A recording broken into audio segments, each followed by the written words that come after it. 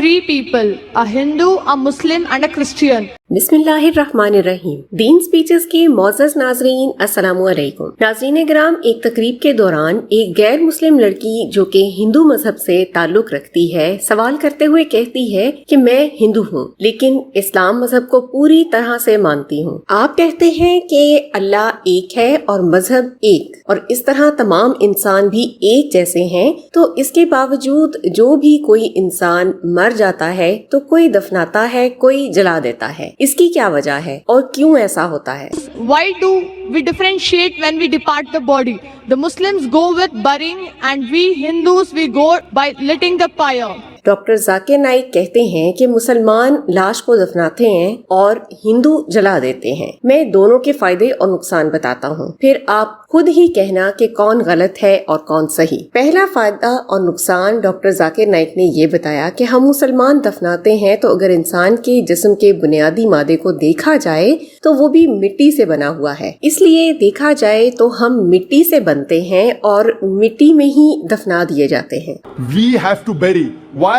Because today we have come to know that whatever constituents of the body is there, the soil contains the same basic elements of the body. अगर हिंदू जलाते हैं तो फिजा में आलूदगी पैदा होती है। दूसरा, डॉक्टर जाकिर नाइक कहते हैं कि हम दफनाते हैं क्योंकि इससे जमीन और जरखेज हो जाती है और कोई नुकसान नहीं होता, लेकिन जब हिंदू मुर्दे को जलाते हैं तो आप लकड़ियां पैदा करने के लिए दरख्त काटते हो जो कि सरसब्जी को खत्म करते हैं। ये भी एक नुकसान है जलाने का। In cremation, we burn the body, there is pollution. In Islam, when we bury, the land becomes fertile. Doctor Zakir Naik Majeed कहते हैं कि जब लाश को दफनाने से जमीन जरखेज होती है तो ज्यादा दरख्त उगाएं और सरसब्जी ज्यादा से ज्यादा होती जाएगी। लाशों को जलाने के लिए रोजाना करोड़ों रुपए की दरख्त और लकड़ी इस्तेमाल होते हैं, जबकि दफनाना बिल्कुल फ्री होता है, कोई माली नुकसान बिल्कुल भी नहीं होता। इसी तरह जलाने से लकड़ियां राख हो जाती हैं, बिल्कुल बेकार हो जाती हैं, लेकिन दफनाने के लिए जो जमीन इस्तेमाल होती है तो वो दोबारा भी कई साल बाद आप इस्तेमाल कर सकते हैं। According to Indian statistics, every year hundreds of crores are being spent only on the trees and burning the body. और इसी तरह डॉक्टर जाकिर नाइक ने साइंसी लिहाज से भी साबित करवा दिया कि जलाने से दफनाना बेहतर है। They are going away from Quran and Sunnah. नाजरीन, गुज़श्ता दिनों में सऊदी अरब में फहाशी में इजाफा हो रहा है। सलमान खान और शिल्पा शेट्टी का नाच गाना हुआ। ये वही मुल्क है जो कि औरतों को बगैर हिजाब के बाहर जाने की भी इजाजत नहीं देता था, लेकिन जब से सऊदी अरब का कंट्रोल मोहम्मद बिन सलमान के हाथों में आ गया है, सऊदी अरब में बहुत सी तब्दीलियां आई हैं। सऊदी अरब जैसे मुकद्दस मुल्क में भी फहाशी में दिन ब दिन इजाफा होता जा रहा है। पूरी उम्मत मुसलमा के जहनों में ये एक सवाल उठ रहा है कि शायद मोहम्मद बिन सलमान मगरबी ममालिक के असूलों पर काम कर रहा है। आज अगर देखा जाए तो सऊदी अरब जैसे मुल्क में सिनेमास पर फिल्में दिखाई जा रही हैं, औरतें घरों से नंगे सर निकल रही हैं और साथ ही औरतों के लिए ड्राइविंग लाइसेंस भी इशू कर दिए गए हैं। डॉक्टर जाकिर नाइक का खुद भी सऊदी अरब के मुतालिक ये बयान मौजूद है कि ये मुल्क सऊदी अरब जो कि सख्ती से कुरान और सुन्नत पर अमल करने वाला था, आज वही मुल्क कुरान और सुन्नत से दूर जा रहा है, और जितना ये मुल्क कुरान और सुन्नत के खिलाफ जाएगा उतना ही जलील होता जाएगा और नाइंसाफी बढ़ती जाएगी। And the more they will go away from Quran and Sunnah, the more will be degraded. There will be more injustice in that country.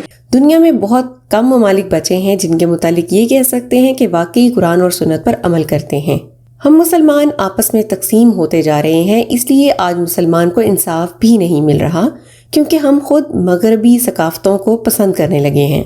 आज के मुसलमान अल्लाह ताला से ज्यादा इंसानों से डरते हैं। हम खामोश क्यों हो रहे हैं? डॉक्टर जाकिर नाइक ने कहा कि मुझे पता है बहुत से लोग कहते हैं कि हम सिर्फ दुआ ही कर सकते हैं, लेकिन एक बात याद रखें कि बोलने की ताकत इंसान रखता हो, वो बोलता नहीं तो अल्लाह ताला उससे ये ताकत ले लेगा, और जो लड़ने की हिम्मत रखता हो फिर नहीं लड़ता तो अल्लाह वो ताकत भी ले लेता है। Everyone will be judged according to the capacity you have. Everyone has the capacity to do dua. We should do dua as you mentioned. मुसलमानों के पास पहले कुछ भी नहीं था, फिर भी बहुत कुछ कर सकते थे, لیکن آج مسلمانوں کے پاس سب کچھ ہے، پیسہ، سونا، سب کچھ ہے، لیکن پھر بھی ہم مسلمان پیچھے ہیں۔ محمد صلی اللہ علیہ وآلہ وسلم نے فرمایا، میں اپنے امت کی غریبی سے نہیں ڈرتا بلکہ اس دن سے ڈرتا ہوں جب یہ امیر ہو جائیں گے۔